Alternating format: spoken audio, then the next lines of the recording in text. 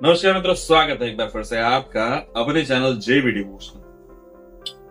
मंदोदरी जी चिंतित हैं भविष्य जानकर कि कहीं ना कहीं लंका का और लंकेश का भविष्य जो है वो बहुत ही अंधकार है। वहां दूसरी तरफ लक्ष्मण जी भी चिंतित थे।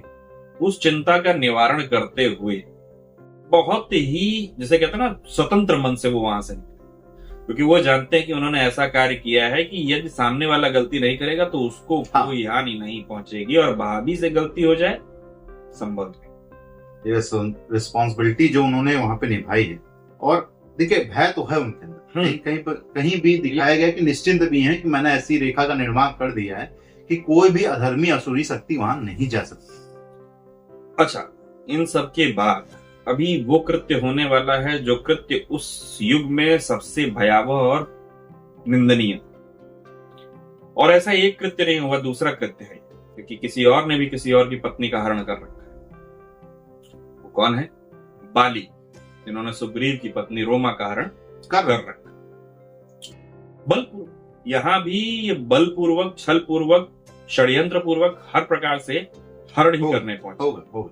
तो जब स्त्रियों के मान सम्मान पर ठेस पहुंचती है, जब घर से स्त्रियां उठाई जाती हैं या घर में स्त्रियां बंधक बना दी जाती हैं, तब युग परिवर्तन होना तय होता है, या फिर उस वंश का विनाश होना तय होता है। चलिए फिलहाल शुरू करते हैं एपिसोड 181 पार्ट 2।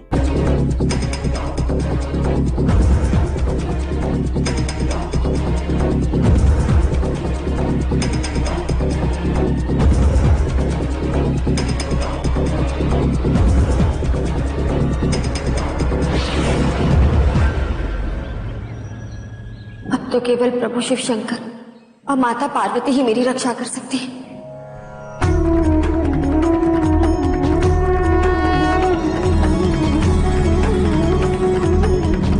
हे प्रभु, हे नीलकंठ,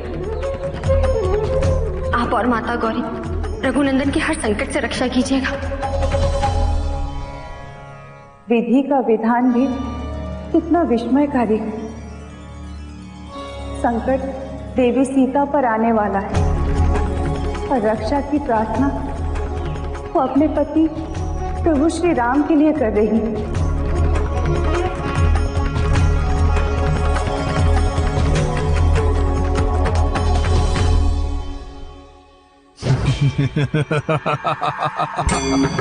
अंततः वो क्षण आ गया है जब लंकापति रावण प्रतिशोध लेगा।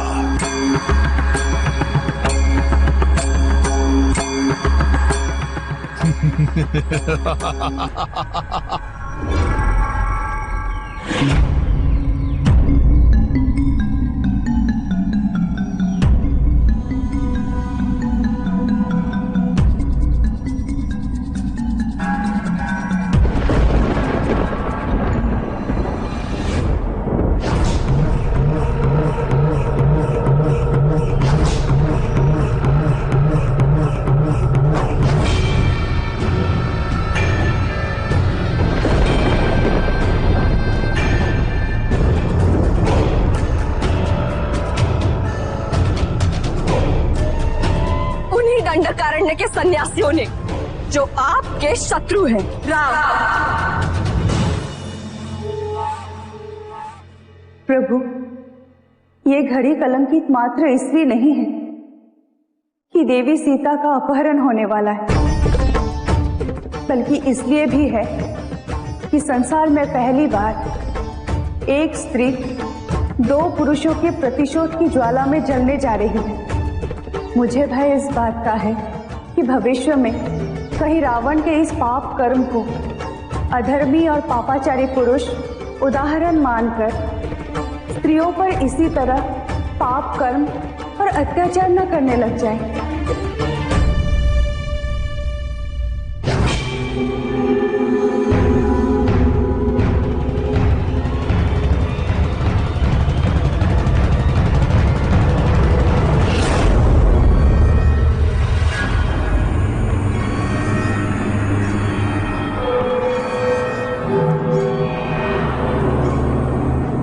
ये क्या है?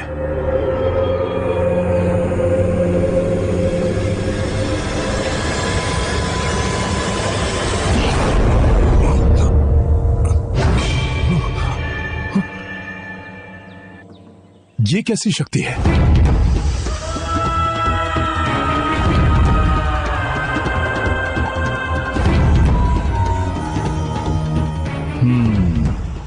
सुरक्षा रेखा प्रतीत होती है। इसे उन सन्यासियों ने अपनी दिव्य शक्ति से सीता की रक्षा के लिए बनाया होगा, किंतु वो भूल गए रावण के समक्ष कोई भी दिव्य शक्ति व्यर्थ है।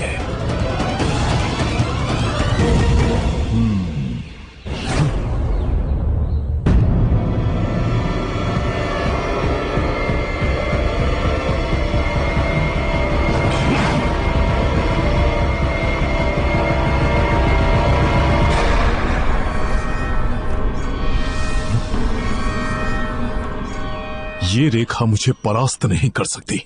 मुझे कोई और युक्ति सोचनी होगी। भैया, लक्ष्मण, भैया, मैं यहां हूं, मैं आ रहा हूं भैया। लक्ष्मण, भैया, लक्ष्मण, आप सुरक्षित तो है ना? मैं ठीक हूं लक्ष्मण, किंतु तुम यहां शायद है तो पुकार वो आपकी नहीं थी ना? नहीं लक्ष्मण, वो ताड़ का पुत्र मारीच था जो मृग का रूप धारण कर हमारे आश्रम आया था। मारीच हमारे साथ छल हुआ है लक्ष्मण। सीते संग सीते कहाँ है लक्ष्मण? अभी आश्रम में है भैया। लक्ष्मण, मैंने आदेश दिया था तुम्हें कि किसी भी स्थिति में सीते को अकेले मत छोड़ना, फिर क्यों आए तुम? इस अपराध के लिए मुझे क्षमा कर दीजिए भैया, किंतु भाभी ने वचन तोड़ने पर विवश कर दिया था मुझे। आपकी पुकार सुनकर वो विचलित हो उठी।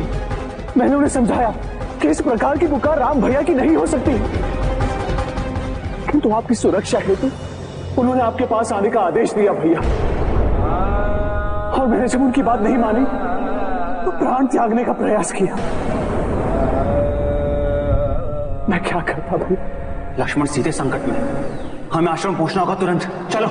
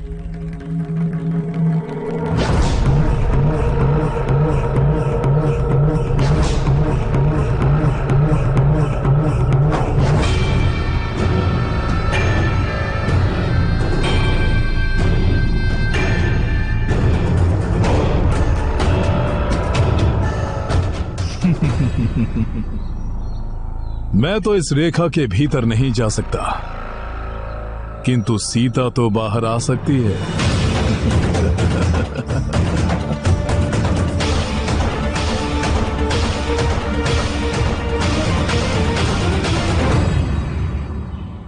भिक्षाम देहि।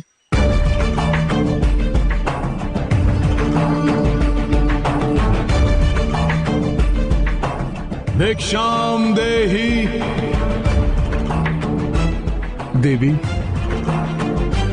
भिक्षाम देहि। भिक्षाम देहि। भिक्षाम देहि।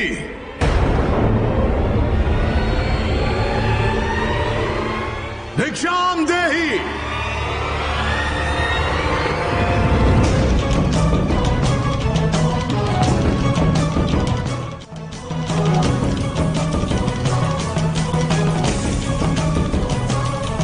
क्षमा कर दीजिए ऋषि, मैं शिव आराधना के कारण आपकी पुकार नहीं सुन पाई। मूर्ख स्त्री, कोई भी देवता द्वार पर आए हुए अतिथि से बड़ा नहीं होता। अतिथि देवो भव, अर्थात अतिथि स्वयं देवता होता है। तुमने अतिथि का उचित स्वागत न करके मेरा निरादर और अपमान किया है। क्षमा करें मुनिवर, मैं आज अत्यंत व्यथित हूँ और मेरा हृदय भी अशांत, इसलिए ऐसी भूल हो गई। आइए मुनिवर, आपका आश्रम में स्वागत है। मेरे सामने यदि ये रेखा ना होती तो तेरे निमंत्रण, तेरे सत्कार की आवश्यकता ही नहीं पड़ती। पधारिए मुनिवर, मेरा अतिथि स्वीकार कीजिए। क्या तुम्हें ऋषियों मुनियों के आचार के विषयों में कुछ ज्ञात नहीं है? मैं एक वैराग्य ऋषि हूं। गृहस्थ के आश्रम में मेरा प्रवेश वर्जित है। जाओ और मेरे लिए यही भिक्षा लेकर आओ, नहीं तो मैं यहां से रिक्त पात्र लेकर लौट रहा हूं। नहीं ऋषिवर, मेरी अज्ञानता के लिए मुझे क्षमा कर दीजिए। मैं भी आई।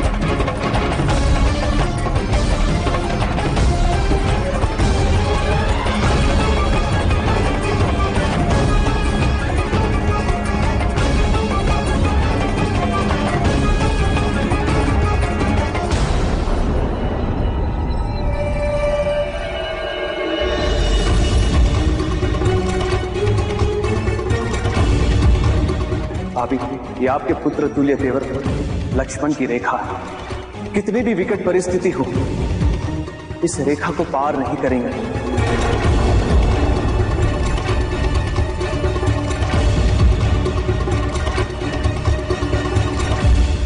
संकोच करके दी गई भिक्षा मांगने वाले का अपमान होता है।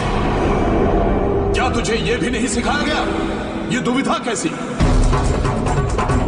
भाभी, यहाँ ऐसे बहुत मायावी राक्षस और असुर हैं जो पशु पक्षी और ऋषियों का रूप धारण कर लेते हैं।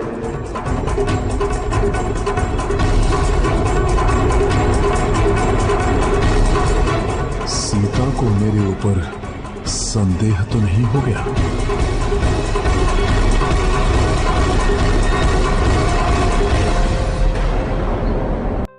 एक सजग प्रहरी की भांति लक्ष्मण जी ने प्रत्येक वो पहलू समक्ष रख दिया था कि किस किस तरीके से क्या क्या घटनाएं हो सकती। जैसे कि पहले पिछले एपिसोडों में उन्होंने स्पष्ट रूप से एक एक व्याख्यान कर दिया कि ऐसा ऐसा हुआ होगा, ऐसा ऐसा करके ये चीजें सामने आई होंगी।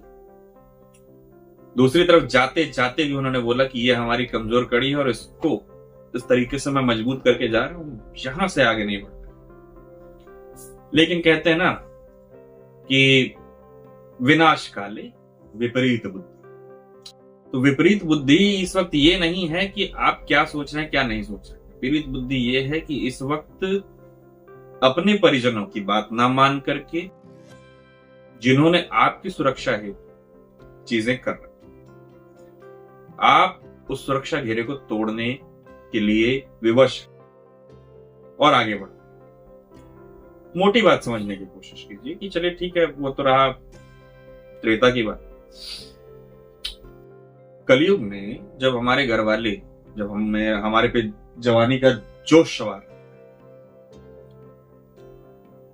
हेलमेट लगा के जाना, क्या जरूरत है, बाल बिगड़ जाएंगे, ये हो जाएगा। हेलमेट कहीं ना कहीं वो रेखा है जो अदृश्य रूप से हमारी रक्षा करती है। हेलमेट की बात इसलिए कर रहा हूं क्योंकि वो एक कॉमन एग्जांपल है जो हर किसी के जीवन में। हेलमेट हो गया, सीट बेल्ट हो गई, हेलमेट हो गया, एग्जैक्ट। तो वो लगा के जाना। लेकिन होता क्या है कि आप अपने कुछ ख्यालों से, जो आपको सही लगता है कि नहीं यार मेरे बाल हैं वो टूट जाएंगे, आप जस्टिफाई कर ले जाते हो अपनी चीज कि मेरे बाल यार टूट जाएंगे, कड़े हो जाते हैं, अंदर गंदगी भर जाती, बदबू आने लगती पसीना से, ये है वो है, गर्मी बहुत लगती है। वो सारे आप एग्जाम्पल दे देंगे जिससे आपको सेटिस्फेक्शन, लेकिन जिससे परिवारजनों को सेटिस्फेक्शन मिल रहा था वो कार्य छोड़। वो एक लाइन बनी है ना, अपनी सुरक्षा अपने हाथ, तो करना हमारे हाथ में। बाकी नियति ने जो लिखा है वो तो होना ही है, होना ही है। लेकिन छोटे मोटे जो एक्सीडेंटल होते हैं जिसमें आपको ये लगता है कि हाँ ये पहना है तो बच गए। एग्जैक्टली। अभी जिस तरीके से हम देख रहे हैं कि सुरक्षा की एक लकीर खींच दी गई, लकीर यानी नियम खींच दिया। वो नियम क्या था?